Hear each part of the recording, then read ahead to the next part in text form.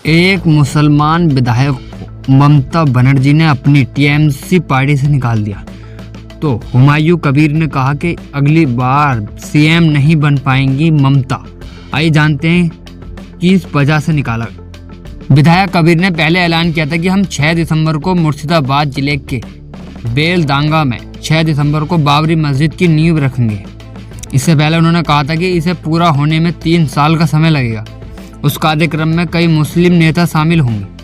पश्चिम बंगाल में बाबरी जैसी मस्जिद बनाने का ऐलान कर चुके विधायक हुमायूं कबीर के निशाने पर मुख्यमंत्री ममता बनर्जी हैं। उन्होंने दावा किया है कि अगले विधानसभा चुनाव के बाद बनर्जी सीएम नहीं बन पाएंगी। मस्जिद की नींव रखने के ऐलान के बाद राज्य में सत्तारूढ़ तृणमूल कांग्रेस ने उन्हें निलंबित कर दिया। अब कबीर ने खुद की पार्टी बनाने के संकेत दिए हैं। गुरुवार को पत्रकारों से बातचीत में कबीर ने कहा, मुख्यमंत्री को पूर्व मुख्यमंत्री बनना है। 2026 में मुख्यमंत्री फिर मुख्यमंत्री नहीं रहेंगी, वह शपथ नहीं लेंगी और पूर्व मुख्यमंत्री कहलाएंगी। उन्होंने शुक्रवार को टीएमसी से इस्तीफा देने की बात कही। कबीर ने दावा किया था कि वह 6 दिसंबर को बाबरी से मिलती जुलती मस्जिद की नींव रखेंगे। बंगाल में साल 2026 में विधानसभा चुनाव होने हैं। गुरुवार को ही कबीर ने कहा था कि मैं कल टीएमसी से इस्तीफा दे दूंगा। अगर जरूरत पड़ी तो मैं 22 दिसंबर को नई पार्टी की घोषणा करूंगा। उन्होंने पार्टी का जिला अध्यक्ष के साथ बैठक को लेकर कहा कि मैं यहां जिला अध्यक्ष के साथ मीटिंग के लिए आया हूं और प्रतिक्रिया मैं बाद में दूंगा, लेकिन मुझे पार्टी से निलंबित किया गया। विधायक पद से नहीं, पहले मीटिंग होने दीजिए। विधायक कबीर ने पहले ऐलान किया था कि हम 6 दिसंबर को मुर्शिदाबाद जिले के बेलदांगा में 6 दिसंबर को बाबरी मस्जिद की नींव रखेंगे।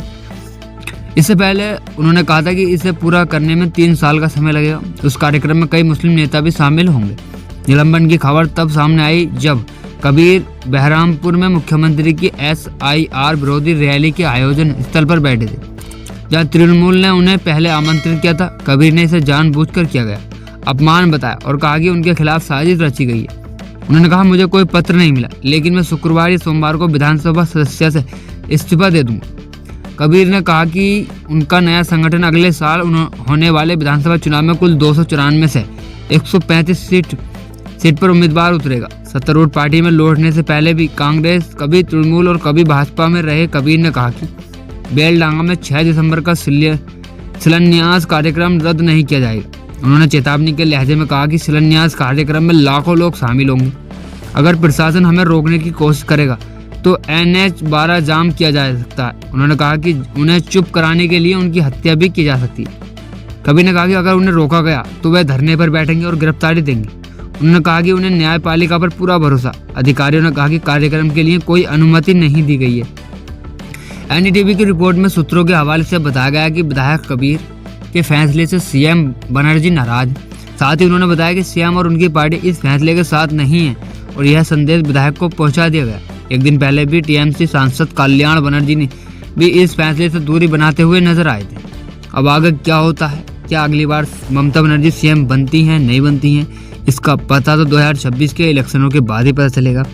फिलहाल कबीर की बात पर कितना सही है कितनी गलत है, ये कमेंट सेक्शन में आप बताएं।